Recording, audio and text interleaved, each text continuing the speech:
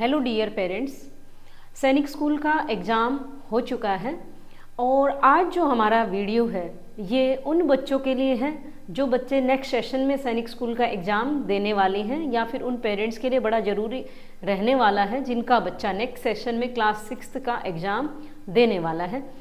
आज हम बात करेंगे क्लास 6 के सैनिक स्कूल सिलेबस की, जिसमें मेनली हम मैथ्स की बात करने वाले हैं। जी हाँ, हम बात करेंगे यहाँ मैथ्स के सिलेबस की कि यहाँ मैथ्स का जो सिलेबस रहता है वो क्या रहता है और कहाँ ध्यान देने वाली बात है। ओके, देखिए क्लास 6 में मैथ्स जो है, यहाँ हम मैथ्स की ही बात क्यों कर रहे हैं। मैथ्स जो है ये बड़ा स्कोरिंग सब्जेक्ट है, सबसे ज़्यादा स्कोरिंग जो सब्जेक्ट होता है क्लास 6 या क्लास 9th के लिए, दोनों ही के लिए मैथ्स रहता है, क्योंकि जो टोटल क्वेश्चन पेपर आता है क्लास 6 के लिए वो 300 मार्क्स का आता है, जिसमें 150 मार्क्स का ओनली आपका मैथमेटिक्स का पार्ट रहता है। 150 मार्क्स का मैथमेटिक्स का पार्ट रहता है और 150 मार्क्स का ही अदर सब्जेक्ट्स रहते हैं आपके। तो 150 मार्क्स का आपका रहता है मैथमेटिक्स का पार्ट और 150 मार्क्स का ही अलग सब्जेक्ट्स रहते हैं, मीन्स दूसरे सब्जेक्ट्स जो हैं जैसे रीजनिंग हो गया, लैंग्वेज आपका और जीके का पोर्शन, वो तीनों सब्जेक्ट 150 मार्क्स के होते हैं और मैथ्स इंडिविजुअली 150 मार्क्स का रहता है। मीन्स मैथ्स पे बच्ची का पकड़ जो हो वो बहुत ज़्यादा अच्छी होनी चाहिए और जिसमें कि प्रैक्टिस का मेन रोल होता है। मेन रोल रहेगा आपका प्रैक्टिस का और कंसेप्ट क्लियरेंस का। तो सबसे अब यहाँ हम सिलेबस की बात करेंगे कि कौन कौन से चैप्टर्स होते हैं जो सैनिक स्कूल में आते हैं और कहाँ कहाँ बच्चे गलतियाँ कर देते हैं नॉर्मली। तो देखिए जो फर्स्ट चैप्टर है, फाउंडेशन बोल सकते हैं हम इसका, नंबर सिस्टम। क्या है? नंबर सिस्टम, जहाँ बच्चे को कंप्लीट नॉलेज होनी चाहिए नेचुरल नंबर्स के बारे में, होल नंबर्स के बारे में, उनकी फॉर्मेशन के बारे में, नेचुरल नंबर की फॉर्मेशन, होल नंबर्स की फॉर्मेशन, उनकी प्रॉपर्टीज़ कि कौन कौन सी प्रॉपर्टीज़ ये नंबर्स फॉलो करते हैं, प्लेस वैल्यू, फेस वैल्यू के बारे में पता होना चाहिए बच्चे को, और सम लैंग्वेज बेस्ड यानी एप्लीकेशन ऑफ नंबर सिस्टम आ जाती है, या फिर टाइप ऑफ नंबर्स बात करें जहाँ even number, odd number, prime numbers पे क्वेश्चन आते रहते हैं। और लगभग हमने देखा है 5 to 6 क्वेश्चंस, 5 to 6 क्वेश्चन किससे आ जाते हैं? हमारे नंबर सिस्टम से आ जाते हैं। मीन्स अगर नंबर सिस्टम में बच्चे को प्रॉब्लम है तो उसको आगे के मैथ्स में प्रॉब्लम रहने वाली है। ये फाउंडेशन मान के चलिए आप इस सैनिक स्कूल के लिए बच्चों का, कि अगर बच्चा आपका 6th क्लास के लिए सैनिक स्कूल का एग्ज़ाम दे रहा है तो उसे नंबर्स के बारे में कंप्लीट नॉलेज होना चाहिए और जो जो ये टॉपिक्स बताए इनको जो भी कंसेप्ट बनता है वो कंप्लीट क्लियर होना चाहिए। ओके, नेक्स्ट चैप्टर जो बात करेंगे वो है हमारा HCF एलसीएम। HCF एलसीएम, यहाँ से सिंपल क्वेश्चन भी मतलब आ जाता है एग्जाम्स में कि find the LCM and HCF of the following number, और कुछ लैंग्वेज बेस्ड क्वेश्चंस आते हैं, है ना। एलसीएम HCF तो आना ही चाहिए। कभी कभी होता है कि सिंपली आपसे एलसीएम HCF पूछ लिया जाए, इतना सिंपल क्वेश्चन नहीं आता है। एप्लीकेशन ऑफ एलसीएम HCF से आ जाता है। किससे आते हैं questions? Application of LCM and HCF, जिसमें बच्चे की कैलकुलेशन फास्ट होनी चाहिए, थोड़ा सा मीन्स प्रैक्टिस होनी चाहिए ज़्यादा। देखिए हर टॉपिक में हम यही कहेंगे कि प्रैक्टिस से बच्चा कर पाएगा। हम कहें किसी बुक से सैनिक स्कूल होगा, जी नहीं, बुक से ओनली एक बुक से आप नहीं करवा सकते। उसकी जितनी प्रैक्टिस करेगा बच्चा, पेपर प्रैक्टिस और क्वेश्चन प्रैक्टिस से होगा। किसी बुक से हम ये नहीं कह सकते कि ये बुक कर ली बच्चे ने और उससे उसका सैनिक स्कूल का एग्ज़ाम क्लियर हो जाएगा, है ना। तो एलसीएम HCF जो टॉपिक है ये बड़ा इंपॉर्टेंट है। देखो फर्स्ट चैप्टर हमने बताया बच्चों को नंबर्स की नॉलेज होनी चाहिए, मीन नंबर सिस्टम ये फाउंडेशन का काम करेगा, जहाँ पे अगर ये वीक तो मीन्स कंप्लीट ही उसको प्रॉब्लम रहेगी मैथ्स में। दूसरा टॉपिक हमने बताया HCF एलसीएम से। तीसरा है हमारा सिंप्लीफिकेशन। देखिए सिंप्लीफिकेशन में जहाँ बोर्ड मास रूल आ जाता है कि बोर्ड मास का यूज़ कर सके। अब यहाँ सिंप्लीफिकेशन से जो क्वेश्चन आते हैं तो बच्चे माइनर एरर से क्वेश्चन रॉन्ग हो जाते हैं उनके, जैसे कहीं प्लस माइनस में हो गया या कहीं मल्टीप्लिकेशन में छोटी छोटी एरर से, तो वो बच्चों की सुधार करने वाली होती हैं। अच्छा, नेक्स्ट टॉपिक है हमारा फ्रैक्शन। फ्रैक्शन में सिंप्लीफिकेशन ऑफ फ्रैक्शन आ जाता है, कन्वर्जन ऑफ फ्रैक्शन आ जाता है, मीन्स फ्रैक्शन का कन्वर्जन डेसिमल में, या सम लैंग्वेज बेस्ड क्वेश्चंस आ जाते हैं, या comparison of fraction, ascending and descending order of fraction. तो जो फ्रैक्शन में आएंगे, हमने बताया फ्रैक्शन को वर्ड्स में कैसे लिख सकते हैं आप, है ना, ये हमारे इंपॉर्टेंट रहेगा फ्रैक्शन में। तो अभी हमने बताया टॉपिक आपको number system, HCF, LCM, fraction. Next हमारा है एवरेज। एवरेज से 2 to 3 क्वेश्चंस आ जाते हैं। देखो 50 क्वेश्चंस आते हैं टोटल मैथ्स में, कितने 50 क्वेश्चंस, जहाँ एक क्वेश्चन 3 मार्क्स का रहता है, जो कि टोटल आपका बनता है 150 मार्क्स का। तो हमने बताया नंबर सिस्टम, और दूसरा हमारा HCF, LCM, तीसरा हमारा था सिंप्लीफिकेशन, चौथा हमारा फ्रैक्शन था, एंड फिफ्थ जो हम बता रहे हैं टॉपिक वो है हमारा एवरेज। अब एवरेज से सिंपली मीन्स नंबर्स का एवरेज पूछ लिया जाता है, डेसिमल्स का एवरेज पूछ लिया जाता है, या इवन नंबर्स, ऑड नंबर्स का एवरेज, प्राइम नंबर्स, है ना, इस तरह से क्वेश्चन आते हैं। और कुछ लैंग्वेज बेस्ड क्वेश्चंस भी आते हैं, किसमें, एवरेज में। जैसे 5 नंबर्स का आपको एवरेज गिवन है, उनमें से 4 नंबर गिवन हो, 5th नंबर क्या होगा, या आपको गिवन है 5 नंबर्स का एवरेज गिवन है और 2 नंबर्स और ऐड ऑन कर दिए गए, तो न्यू एवरेज क्या होगा, है ना। एक मतलब आपको नंबर्स दिए गए हैं और उनमें हर नंबर को कुछ इंक्रीज कर दिया गया है, तो एवरेज में क्या चेंज होगा, या हर नंबर को डिक्रीज कर दिया गया तो एवरेज में क्या चेंज होगा, है ना। नेक्स्ट हमारा है परसेंटेज। परसेंटेज, देखिए अगर परसेंटेज का कंसेप्ट क्लियर हो गया तो बच्चे को आगे का मैथ इजी लगने लगता है ना।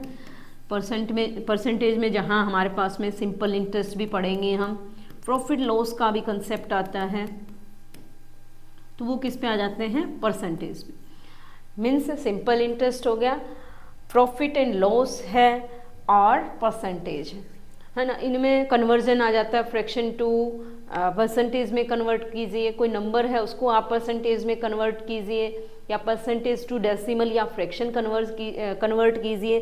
सिंपल इंटरेस्ट में हमसे सिंपल इंटरेस्ट पूछ लिया जाता है, या अमाउंट पूछ ली जाती है, या इन्हीं क्वेश्चंस में कुछ एक क्वेश्चंस में हमसे प्रिंसिपल पूछा जाता है, रेट या टाइम, है ना। 4-5 टाइप के क्वेश्चंस जहाँ बनते हैं वो।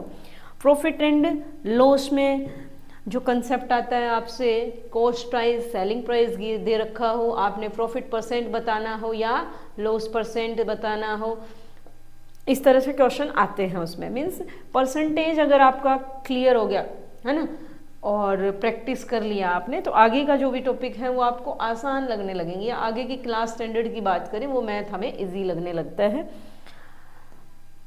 परसेंटेज के बाद प्रॉफिट लॉस, सिंपल इंटरेस्ट हमने डिस्कस किया। उसके बाद हमारा आ जाता है line and angle.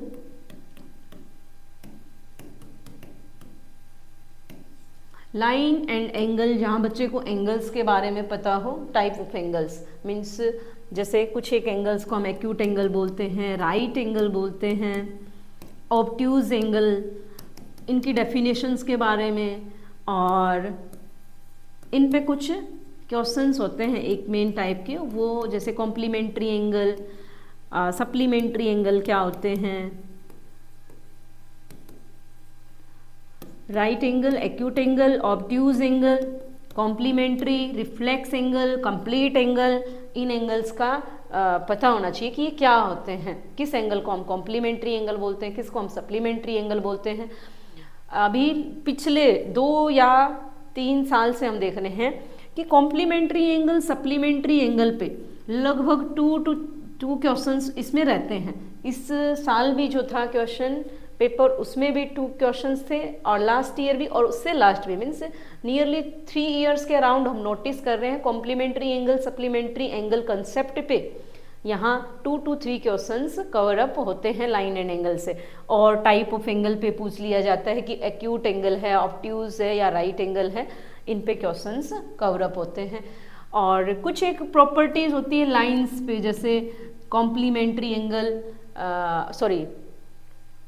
Acute angle, interior angle, और हमारे जो बोलते हैं कोरस्पॉन्डिंग एंगल, इन पे भी कंसेप्ट बनता है, बट मेन है हमारा यहाँ से कॉम्प्लीमेंट्री, सप्लीमेंट्री और इन एंगल्स के बारे में बच्चे को नॉलेज हो, है ना। ये है मेनली मीन्स जो स्टार्ट करने वाले हैं, कि जो स्टार्ट करना चाह रहे हैं कि कैसे प्रिपरेशन करें और कौन से टॉपिक से किस तरह से रीड आउट हम करें कि सैनिक स्कूल का जो नेक्स्ट ईयर का एग्ज़ाम है वो हमारा अच्छा जाए। तो लाइन एंड एंगल हो गया। मेंसुरेशन चैप्टर या टॉपिक है हमारा मेंसुरेशन। मेंसुरेशन में हम शेप्स के पैरामीटर, एरिया और वॉल्यूम के बारे में पढ़ेंगे। किसके बारे में? पैरामीटर, एरिया और वॉल्यूम। जहाँ पैरामीटर एरिया की बात करूँ तो हम 2 डायमेंशनल शेप्स के पैरामीटर एरिया रीड आउट करेंगे और 3 डायमेंशनल में क्यूब, क्यूबॉइड के एरिया और वॉल्यूम की बात करेंगे हम, जहाँ उनका टोटल सरफेस एरिया भी कवर अप करेंगे और लेटरल सरफेस एरिया भी। मीन्स स्क्वायर और रेक्टेंगल पे बेसिक बच्चे का जितना भी जो बनता है टाइप से कन्वर्जन ऑफ शेप, और एक सर्किल के बारे में भी पढ़ेंगे हम। किसके बारे में? सर्किल के बारे में भी। सर्किल की सरकमफ्रेंस, एरिया और कुछ language based question means application of circle. और वॉल्यूम में हम क्यूब, क्यूबॉइड का वॉल्यूम पढ़ेंगे यहाँ पे। मेनली किसका? क्यूब और क्यूबॉइड का वॉल्यूम बेस्ड क्वेश्चंस आ जाते हैं, जिसमें आपको number of BRICS find out करना, कि एक वॉल है जिसके डायमेंशन आपको गिवन हो, टाइल या फिर बोले ब्रिक के डायमेंशन गिवन है, आपको number of BRICS find out करनी है, तो कैसे फाइंड आउट करें। और पैरामीटर एरिया में बात करूँ, number of tile based question आ जाता है। कोस्ट फाइंड आउट करना, कोस्ट ऑफ पॉलिशिंग और cost of white washing based questions आ जाते हैं। और कई बार कन्वर्जन ऑफ शेप पे भी, मीन्स एक शेप को दूसरी शेप में कन्वर्ट कर दिया, स्क्वायर था उसको आपने सर्किल में कन्वर्ट कर दिया, या सर्किल था सर्किल से आपने उसको स्क्वायर में कन्वर्ट कर दिया, इस टाइप से भी क्वेश्चंस आते रहते हैं। तो जो मैथ्स में मेन हम बात बोलेंगे, हम बार बार रिपीट भी कर रहे हैं कि प्रैक्टिस होनी चाहिए बच्चे की। मेन क्या हो? प्रैक्टिस। कितना वो प्रैक्टिस करता है उतना ही क्या होगा, उसकी कॉन्फिडेंस बूस्ट होगा एक तो, और दूसरा उसकी स्पीड इंक्रीज होगी पेपर में। नेक्स्ट हमारा जो चैप्टर है लाइन एंड एंगल हो गया। टेम्परेचर क्या है? टेम्परेचर। टेम्परेचर से जो क्वेश्चन आता है वो कन्वर्जन आ जाता है यूनिट्स का, डिग्री फ़ारेनहाइट से डिग्री सेल्सियस में कन्वर्ट करना, या डिग्री सेल्सियस से डिग्री फ़ारेनहाइट में, कोई भी आ सकता है। डिग्री फ़ारेनहाइट टू कन्वर्ट करना डिग्री सेल्सियस में, और डिग्री सेल्सियस का डिग्री फ़ारेनहाइट में कन्वर्जन आता है। और सम बेसिक नॉलेज कि मान लिया आपको कह दिया जाए कि नॉर्मल ह्यूमन बॉडी टेम्परेचर जो है डिग्री सेल्सियस से डिग्री फ़ारेनहाइट में कन्वर्ट करिए, या डिग्री सेल्सियस का छोड़िए आप डिग्री फ़ारेनहाइट में बताइए, तो आपको बेसिक पता होना चाहिए कि कैसे आप उसको कन्वर्ट कर सकते हैं, है ना। या फिर बच्चे को आप ये बताएं कि ये सब कैसे किया जाता है, मीन्स कन्वर्जन कैसे किया जाता है। तो जो अभी तक हमने टॉपिक्स बताए, देखिए हमने आपको बताया नंबर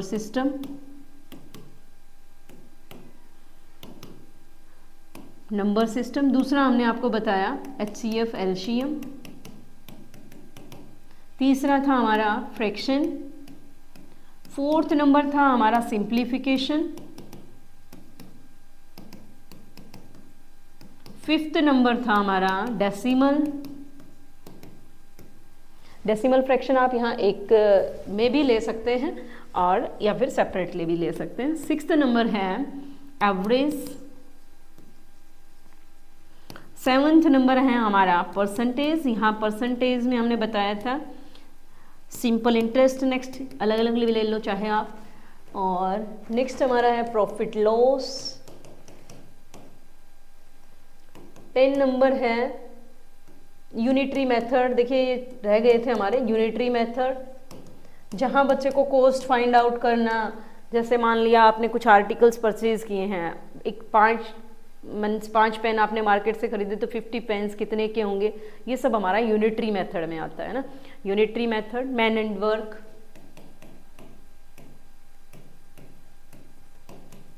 मैन एंड वर्क जिसको हम डायरेक्ट एंड इनडायरेक्ट प्रोपोर्शन भी बोल देते हैं, unitary method and man and work को, जो कि डायरेक्ट प्रोपोर्शन में हमारा यूनिटरी मेथड आता है, इनडायरेक्ट में हमारा मैन एंड वर्क आ जाता है। मैन एंड वर्क हो गया, यूनिटरी मेथड हो गया, और line and angle, mensuration, temperature और है हमारा speed, distance and time, speed, distance and time. Speed, distance, time में ट्रेन बेस्ड क्वेश्चन आ जाते हैं, है ना। और मीन्स एक ट्रेन है, पोल को क्रॉस कर रही है या एक प्लेटफॉर्म को क्रॉस कर रही है, आपसे टाइम पूछ लिया जाए या डिस्टेंस, मीन्स इस तरह से इस पैटर्न पे क्वेश्चन आते हैं। और simply conversion of units metre per second to kilometre per hour में चेंज कीजिए, या kilometre per hour to metre per second में कन्वर्जन पूछ लिया जाता है। या फिर दो टर्म आपको गिवन हो, स्पीड एंड टाइम गिवन है, आपको डिस्टेंस फाइंड आउट करना हो, इस पैटर्न से क्वेश्चन आते हैं। तो ये थे हमारे मेन टॉपिक्स जो कि मैथ्स के सिलेबस में बच्चे का कवरअप होना चाहिए।